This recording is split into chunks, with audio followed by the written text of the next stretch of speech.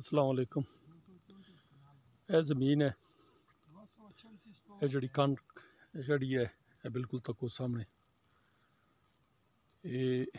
वो जड़े जूम करसा मैं किकर न, वो जड़ा किकर है लास्ट वाला, ये जनाब ये सारी कणक है।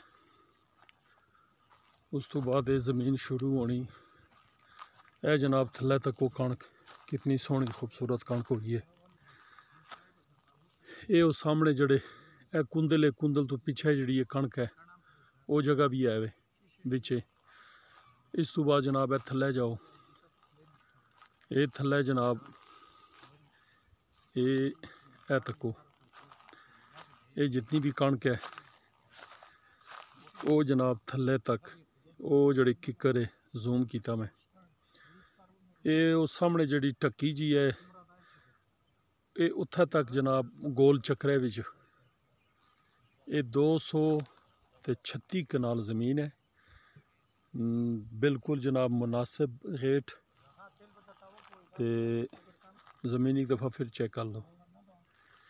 और चकवाल रोड तो 10 किलोमीटर ने फैसले थे ए तको।